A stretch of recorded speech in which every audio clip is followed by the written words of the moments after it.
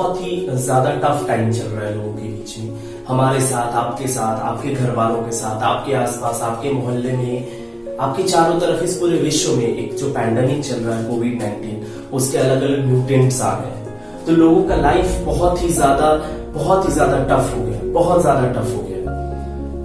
तो आपको इसमें समझना है कि आपके गार्जियन आपके लिए कितना ज्यादा सैक्रिफाइस करते हैं, आपके गार्जियन आपके लिए कितना ज्यादा अपने आप को धूप, बारिश, परेशानी सब कुछ झेल के सिर्फ और सिर्फ आपके लिए काम करते हैं। वो चाहते हैं कि आपका बेटरमेंट हो। तो आज मैं आपको एक बात बताने वाला हूं, जो जरा ध्यान से सुनिएगा उस बात को।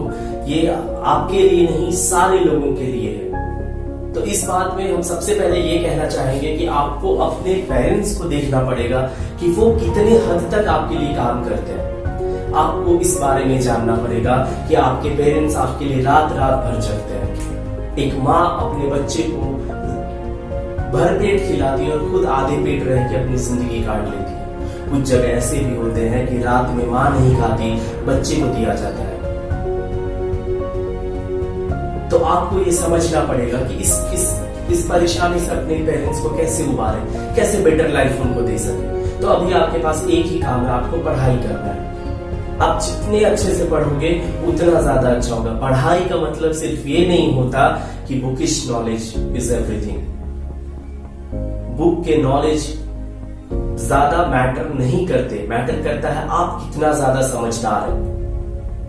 तो इसी बात पे विवेकानंद जी ने एक बात कहा था। विवेकानंद जी का कोट है, education is not only collection of knowledge but something more meaningful.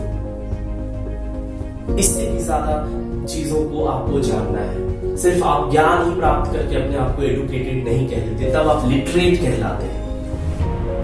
Then you will be literate, तब आप लिटरेट होंगे, साक्षर होंगे, but you are not an educated person. आप एक दूसरे के रेस्पेक्ट करें, अपने बड़ों को हमेशा रेस्पेक्ट से बात करें, अपने छोटे से रेस्पेक्ट से बात करें, जितने भी आपके कलीग्स हैं उनके साथ अच्छे से पेश आए। That is called educated. और एक एडुकेटेड पीपल जो है लाइफ में बहुत ज्यादा आगे बढ़ते हैं। लिटरेट कभी कभी पीछे भी रह जाते हैं, लेकिन जो एजुकेटेड होते हैं वो बहुत आगे तक जाते हैं। आगे का मीनिंग है कि education should be man making, life giving and character building.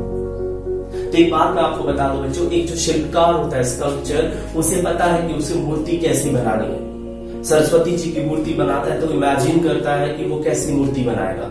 एक आर्किटेक्ट होता है, वो बिल्डिंग बनाता है, उसे पता होता है कि वो कैसी बिल्डिंग बनाएगा।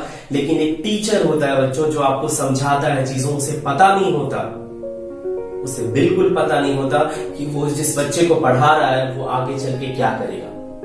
अगर वो बहुत अच्छा बन जाता है तो टीचर को उस टाइम इतना ज्यादा प्राउड फील होता है कि एक टीचर इस बात को समझ सकता है कि वो कितना ज्यादा प्राउड फील करता है। तो आपको बच्चों पढ़ना है, पढ़ाई करना है, अपने माता पिता को बहुत इज्जत करना, बहुत ख्याल रखना है उनका। तो उसके लिए आपको मेहनत करनी पड़ेगी, क्योंकि आजकल का जो दौर है बच्चों, नौकरी हमारा अधिकार है, लेकिन उस अधिकार मांगने से नहीं, उसको छीनना पड़ेगा। और छीनेंगे कैसे? 100 लोगों के बीच कंपटीशन होगा तो 2 सीट्स होते हैं बच्चों, 2 सीट पे आपको क्वालिफाई करना है। तो विवेकानंद जी ने एक और बात कहा है कि you cannot believe on God until you believe on yourself। अगर आपको खुद पे भरोसा है तो आप भगवान पे भरोसा होगा। अगर खुद पे नहीं है तो आपको भगवान पे भी भरोसा नहीं रहेगा। इस बात पे मुझे एक मुनव्वर आला साहब का एक बहुत अच्छा शेर याद आ रहा है कि ऐसे ही नहीं चल के तर्जे सुखन आया है, ऐसे ही नहीं चल के ये तर्जे सुखन आया है, पांव दाबे हैं बुजुर्गों के तब जाके फन आया है। आई होप बच्चों कि आपको ये बहुत ही ज्यादा आपके लिए फायदेमंद होगा और आप बहुत ज्यादा इसे सीखेंगे। जितने अच्छे से आप अपने लीडर्स के साथ पेश आएंगे उन्हें उतना ज्यादा अच्छा लगेगा। तो करके देखिए, बहुत अच्छा लगेगा ये चीज, आपको बहुत अच्छी फीलिंग आएगी।